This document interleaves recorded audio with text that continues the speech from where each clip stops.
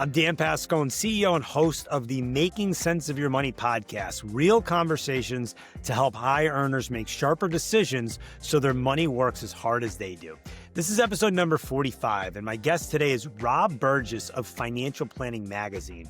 And we discuss how AI and wealth management technology are reshaping financial advice, where automation helps, and why human judgment still matters. Before we dive in, make sure you're subscribed on your favorite platform. And if you find the show valuable, I'd really appreciate you leaving a quick review. Thanks so much and enjoy. Brought to you by Tailored Wealth, helping business leaders live their version of a rich life. Welcome to another edition of the Making Sense of Your Money podcast, where we cut through the financial noise and help business leaders to make smart, confident money decisions. All right, Rob, thanks for joining the Making Sense of Your Money podcast. Really excited to have you today. Yeah, thank you for having me. I'm really excited to be here. Yeah, this is going to be fun. You're going to be very much a unique and different guest than we've had in the past.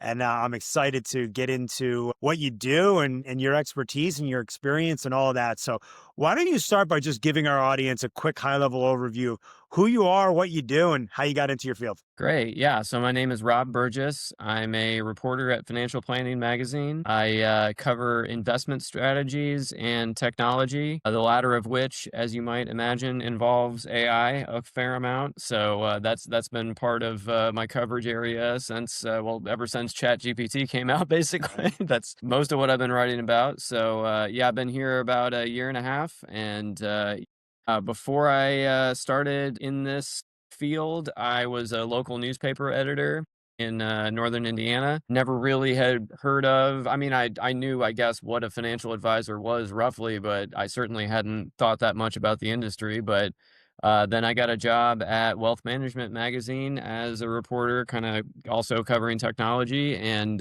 like I said, that was, I started that in October 2022. ChatGPT came out in November of 2022. So the next month I was off to the races, and like I said, pretty much been writing about AI and how it relates to the wealth management industry ever since. All right, very cool. I'm pumped to unpack that with you because that's a fascinating topic. Obviously, AI is everywhere these days, but I'm really excited to talk about how it impacts my industry and financial services in general. Before we do that, tell our audience a little bit about Wealth Management Magazine and now Financial Planning. Tell us a little bit about the outlets that you report for. For those that aren't familiar with them, I certainly am, but for those that aren't, tell us a little bit about the type of audience that you're covering, and also who's reading it, the types of topics in general. We're going to dig in a little bit deeper as to what you cover, but just tell us a little bit about the two outlets that you've worked for and the types of folks that are following. Sure. Well, just for people that don't know, these are called B2B, business to business publications, meaning it's not a general interest category. People will ask me what I do and what I write about, and I'm like, you might be interested in what I write about, but if you're not a financial advisor, you might not be. I don't know, and I won't be upset if that's true. I do narrow cast for a pretty specific audience. As you know, I also previously had worked for a legal publication here in Indiana, the Indiana Lawyer, where I was managing editor of that publication. And that was focused on the state's legal community. And once again, I don't know why you would read that publication if you weren't a lawyer in Indiana. So it's a little bit different than, like I said, I most of my background before all this was kind of local newspaper, local journalism, general interest, not really any specific audience other than where you might happen to live and care about the doings of, that area. But this is a pretty unique field in that, I am kind of focused very specifically on the wealth management industry, advisors, people that make decisions within firms, especially regarding around technology and things like that. But luckily, there's a lot to say. I never run out of things to write about. So. Yeah, I've seen plenty of your articles, and I've been lucky enough to be featured in a couple, so I appreciate that. But let's talk a little bit about technology, because I think this is a really interesting topic. So Tell us, generally speaking, the trends that you've seen as of late. We know AI is taking over and Hmm. influencing and impacting most industries. What are the general Yeah. trends you're seeing in financial planning and wealth management? Yeah. So, I mean, there's a lot of them, but one that I've been focused on, here recently is kind of advisors expanding their services beyond what you might normally expect just a regular RIA to offer.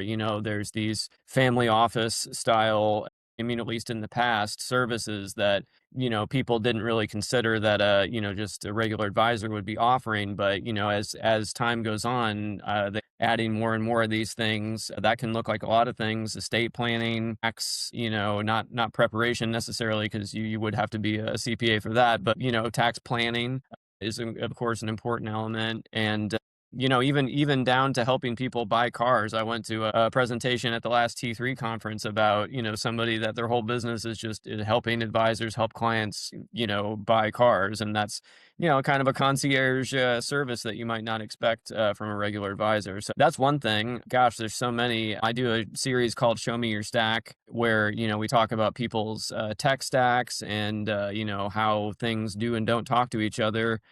Integration is always a big topic. People always want the pieces of their tech stack to talk to each other better. Of course, you mentioned AI. That's been a huge game changer with the especially the note takers Yep. and some prospecting tools that have come online that have people have found value in. So yeah, and also everything else in your tech stack probably has AI injected into it, whether you want it or not. So it's like everything, this little popped up, whatever. I've seen it in my own, programs I use. It's embedded now.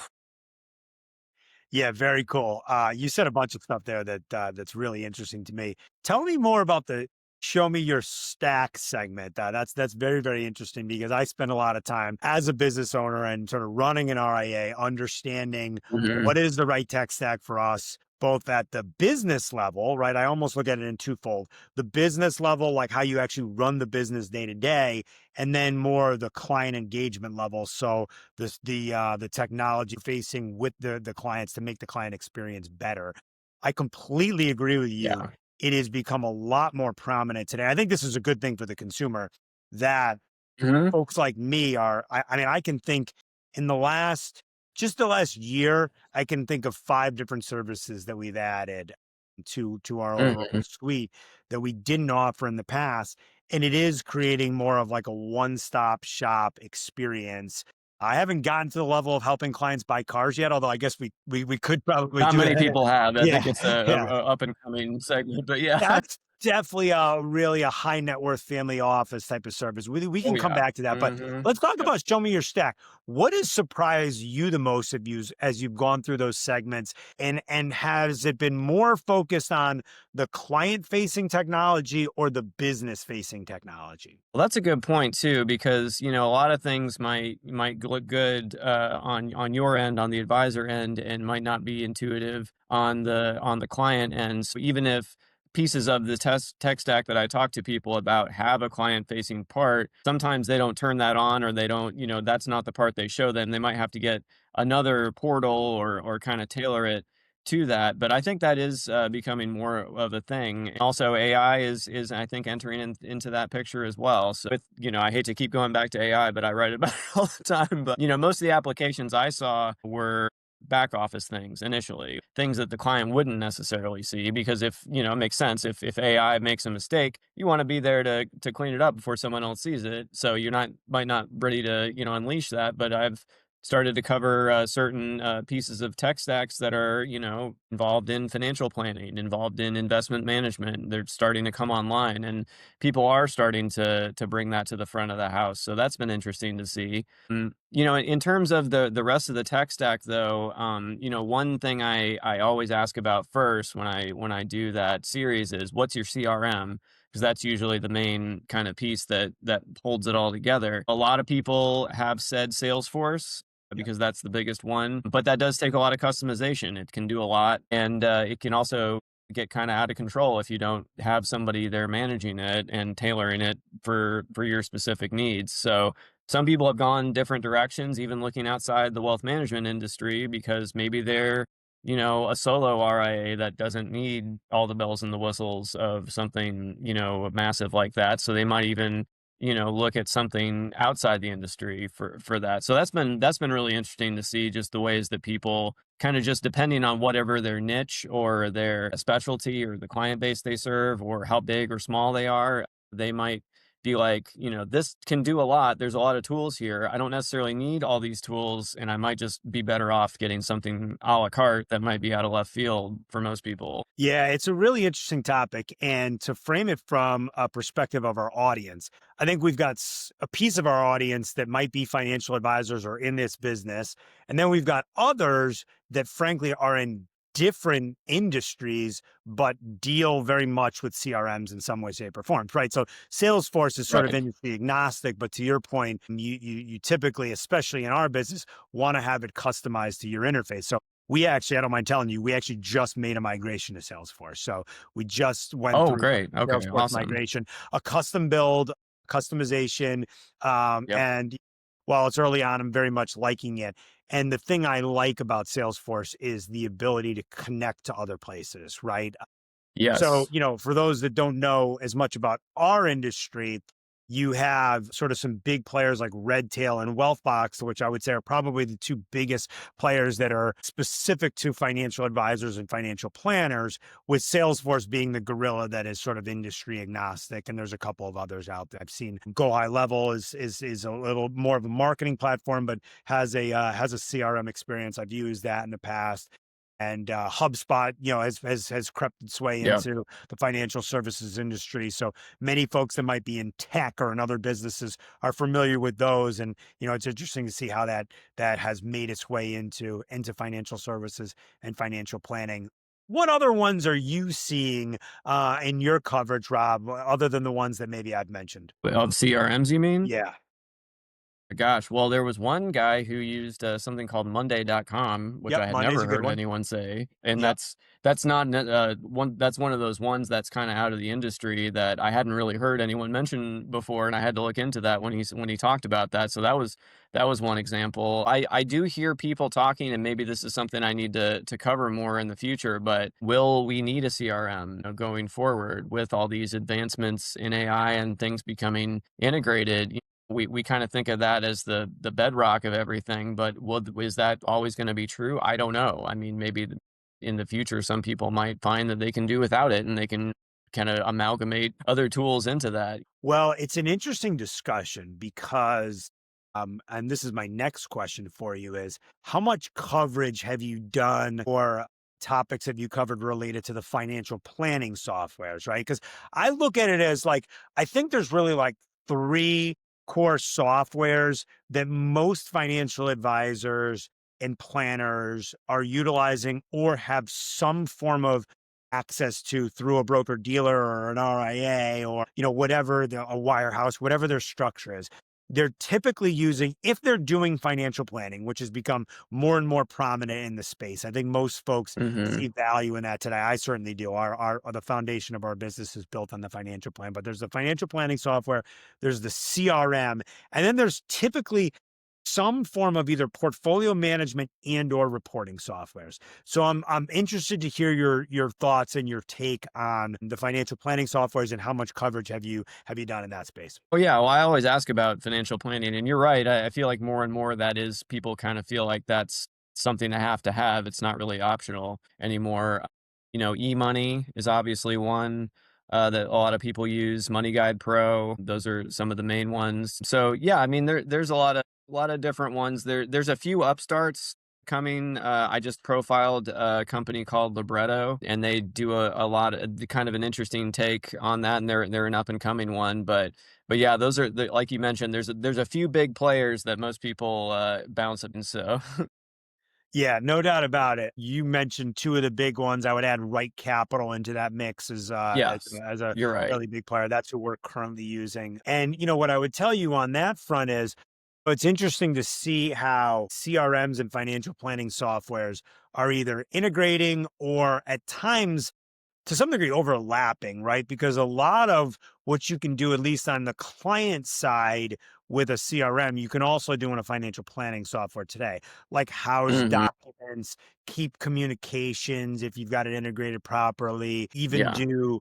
to some degree that they're offering, starting to add on some level of like meeting management or meeting rhythm and cadence for reviews and stuff like that. Previously, really managed at the CRM level, and then there's like the portfolio management, which is if you're doing sort of full scale comprehensive wealth management, which we do, you want to have something that's tied to where the client's accounts are actually housed, and the integration is the key. So that's my next question for you: is how much do you get into integration, and like how complex have you found this stuff to be? Because I find that integration is just like I spent a lot of time thinking about and looking at how all of our systems kind of talk to each other. So I'm interested to hear any Yeah. lessons that you've learned or insights that you've gained on that topic. Well, yeah, I mean, like you mentioned with Salesforce, that's one of the big selling points for Salesforce is how integrated they are with so many things, and how deeply embedded they are already. So it's like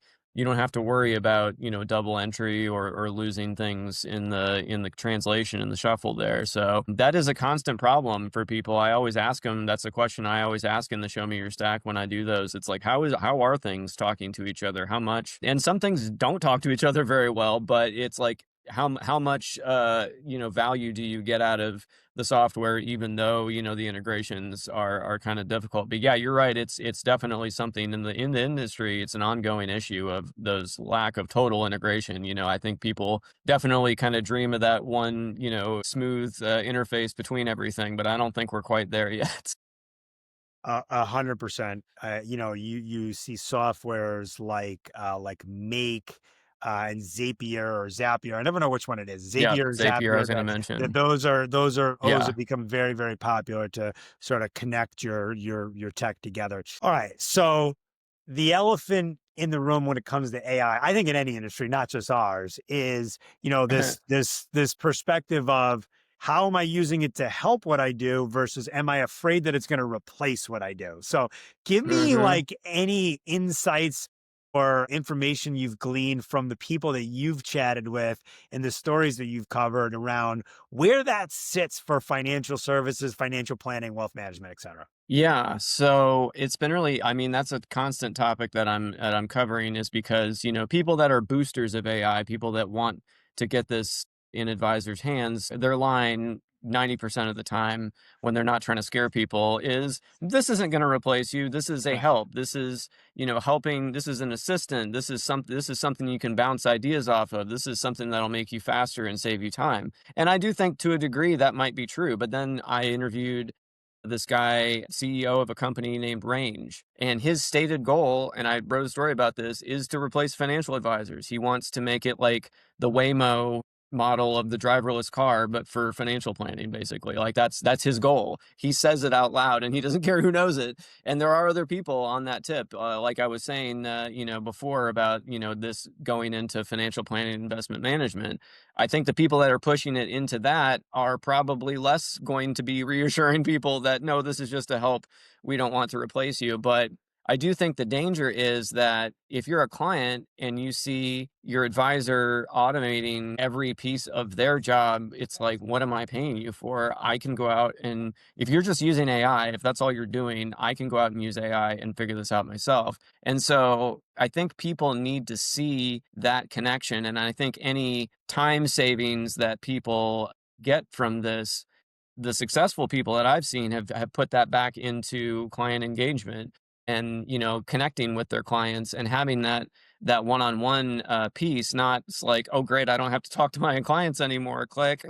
Those people are going to lose out because there's been studies done. If a client thinks that you are, and more, this is from a Morningstar study that I wrote about, if a client knows that an email that you sent them was generated by AI, they instantly think you're worth like many dollars less per hour because they're like, okay, you can't even talk to me. Like that's, you can't even like write your own email to me. What am I paying you for? So yeah, if people sense, and I have seen this even beyond wealth management, this is just kind of a societal thing. I don't think people mind it like working in the background where they can't see. Yeah. But if they know that just the whole thing is just you put a prompt in, you got a thing out, and it's like, here, look at this. McDonald's had a AI ad that they took down after people were outraged about it because it was completely created by AI. It looked like it was created by AI. Everyone knew it was, and nobody liked it. And they eventually took it down because they're like, you can't even be bothered to like, put your own ad together. Why am I watching? You know what I mean? So, and I think that's true in every industry. Like, that's the value I try to bring as a journalist is like, I'm talking to people, I'm out there, actually connecting. I'm not just going to put a prompt in, be like, write a story about this, and then be like, here, read this. There you go. I wouldn't read that. And I wouldn't expect anybody in my audience to read that either. You know what I mean? It's such a great point. And you're right. This is not specific to wealth management by any stretch, but it's almost like there's going to be a new industry forming to like fool people that we're not using AI. It's like AI to show you that we're not using AI, right? I mean, that's become. You're right. We as humans have become like sensitized to searching for, is this done by a machine or was this done by a human? And I totally agree with you. And it's interesting because if you think about, and I think about like the different services that I use as a consumer, I frankly, you're right. You wouldn't want to, there's like a negative perception to, I'm paying someone just to use AI. But if the idea is I'm paying a professional to, and that professional is really good at using systems and technology and artificial intelligence to provide me a better service, well, to me, like I'm all in on that, right? And so Yeah.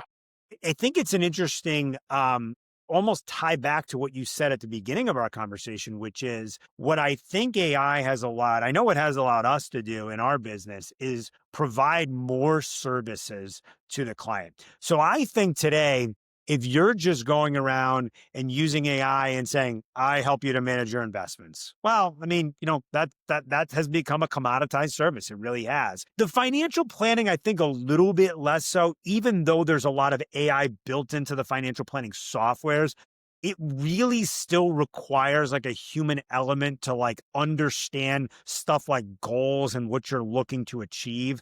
Because I found any time that I've given a new client sort of like reins to like run with the financial planning software, it doesn't end well. So I do find that there very much needs to be humans still involved. But I'll say this from our perspective, I think that it's allowed folks in my space to provide more of a one-stop shop offering. So I don't think you need to necessarily go out and hire a financial planner, a CPA, a money manager, an insurance person, an estate planner, and trust and wills person. Usually those things can probably be done under one umbrella now. And then it goes back to the other discussion we had, which is if you find someone that is able to offer that comprehensive service and they've got their systems integrated properly, well, now all of your documents, all of your information can live in one secure place, which is what I really preach as a value that we try to bring to our clients is you can have your tax return done, you can have your estate plan done, you can have your financial plan done, and you can have all of your investments in one sort of technology suite. You don't necessarily need to know all of the buttons that are being pushed. You just need to know that I've got one secure vault that I upload documents into and that I be able to view my financial life in one place. And I think that creates a higher level of service. Oh yeah, absolutely. And kind of going back to, what I said earlier about note takers being one of the main applications, I think that's a perfect example of that because if you're sitting there taking notes during a meeting, you might not be catching everything someone's saying, and you're not really listening, and you're more interested in taking the notes. Whereas if you know that it's being recorded, you know that this is integrated with your CRM and your calendar, and you've already got a follow-up email scheduled with the key points or whatever, you don't have to take your attention away in the moment. You can actually have a more meaningful, this is a topic that I discussed in a panel at our Advise AI conference here a month or two ago.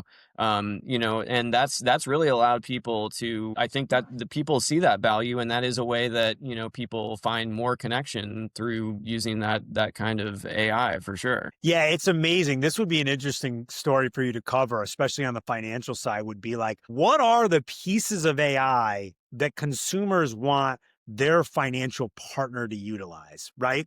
Because to your Right. point, the note takers, for the most part, while in some cases, depending on your compliance infrastructure, you need to get authorization to be able to use them. But let's take compliance Right. out of it for a second. Most cases, I find clients absolutely want the note taker to be in the room, right? Because you're right. Sure. Now we're just having a conversation versus, 5 years ago, if you're sitting in my conference room and I'm trying to scribble down everything that you wrote, am I really engaged in what we're saying? That's number one. And B, Yeah. I, as a human, might miss something that you said, but I can tell you, Oh, my note yeah. taker isn't going to miss anything that you said, right? And No. so, for that information, to your point, you're adding another layer, which is the integration between the note taker and your CRM. If now, as a client, I know that really everything I've ever said to my advisor is now in my file in the CRM, to me as a consumer, that makes that's an added level of comfort, right? Like, that's a value added service versus like my advisor used a some form of AI to write me an email. He or she is too lazy to do that themselves. Yeah. It's Right. a completely different dynamic. And the perception is really interesting, right? As to, I really like this AI that you're using, but this makes you look lazy. So that would be kind of an interesting topic for you to cover at some point in time. Yeah. Well, I mean, in my own work, like before, frankly, years ago, one of my least favorite parts of my job was transcribing interviews. I'd get done with a great interview and I'd see that I had like 25 minutes to transcribe. And I'm like, oh, no, that's No. another hour and a half, right? Now I use Otter, has AI built into it. And, Yep. I'll, the rest of the day, I'll be all skeptical about AI. And then that happens. And I'm like, yes, you can keep this part. I need this. I'm never going back to the other part. It doesn't add value to me or my readers for me to sit here for an extra 2 hours. I still have to check it. It still spells things wrong. It still misses things. You can't just rely on it blindly. But man, it's like been such a time saver. And it allows me to get so much more work done that I think actually adds value to my readers. I don't really think they're being served any better by me listening to something at half speed and trying to catch every word. Well said. Well said. All right. I think that's a great place to segue. That was a great conversation. You are Yeah. officially entering, Rob, the lightning round now. So we're going to get to know you a little bit Warn me better about and it. talk a little bit more about you. And what I tell every guest with the lightning round is, first thought that comes to your mind could be a one-word answer, could be a long drawn out thought, or anywhere in between. You ready? All right, great. Let's do it. All right. One meal for the rest of your life. What is it? Tacos. You know what? I'm with you on that one. I think we would agree on that one. I like it. I'm with you. I had tacos last night. My favorite. So this is right in your wheelhouse. I'm very interested to hear your response on this. This one may take you a while to think about, or maybe it doesn't. What's one tool or piece of technology other than your computer or your phone that you can't live without? Could be hardware, software, anywhere in between. Oh my gosh, I would have to think about that. Let's see. I would have said about 10 years ago my MP3 player, but I don't have one of those. I just have a phone now. So I got to think of something else. Well, I play guitar, electric guitar. How about that? All right. I like it. I like it. Very cool. All right. Very good. Do you have a personal routine or hack that you very much believe in that you could share with our audience? Relating to my work Anything. or just Any anything? Oh gosh. Wow, a hack. Let's see. Well, oh my gosh. I might have to think about this. I don't know. Gosh, what do I do? Uh can we come back to that one? I got to Let's think come about back to it. Sure, we can do that. All that. right. Do you have one bucket list item that you could share with us that you've already accomplished? Something you've already accomplished and Oh, checked off your bucket list? a bucket list item. Goodness gracious. Well, I got to go to, I'm a history buff. I love history. And I actually got to, when I went to the T3 conference this year, I went to the sixth floor museum at Dealey Plaza and I got to interview the director, the curator there. Very And I cool. donated some newspapers from when I worked as a newspaper editor that somebody had brought from November 1963. So I'm a big history buff. So that was a really surreal experience just from this year's. Very, very cool. And thanks for sharing that. Yeah. if you could give one piece of advice to your younger self, what would it be? Buy Bitcoin. I love it. We've had that a couple of times, actually. A couple of people have said that on there. So that makes a lot of sense. That makes a lot of sense. I think Don't just write about it, Rob. Yeah, don't just buy write it. about it. Yeah, practice what you preach. I love it. And by the way, I could argue the same for me as well. All right, very cool. And then finally, if our listeners want to connect with you, collaborate with you, check you out somewhere, what's the best way to find you? Great. Well, financial-planning.com. You read all my stories there. On LinkedIn, I hadn't really before this year used it as a social platform, but I've taken to that this year, and I've been getting more of an audience there. I am on Blue Sky as well, if anyone's on that. ROBABURG is my handle. I'm also on Facebook. I don't post there too often, but I am technically there. Cool. All right. Sounds good. Well, we're going to tag you on LinkedIn because you and I have collaborated there a little bit. So we're going to tag you in this episode on LinkedIn. Well, amazing. Thank you so much for sharing your insights today, Rob. It's been great having you. Great. Thanks so much. That's it for the episode. As always, you can find our podcast along with our newsletter, our YouTube channel, and this podcast at makingsenseofyourmoney.com. As always, prioritize your version of a rich life. Awesome, man. That was great. That was great.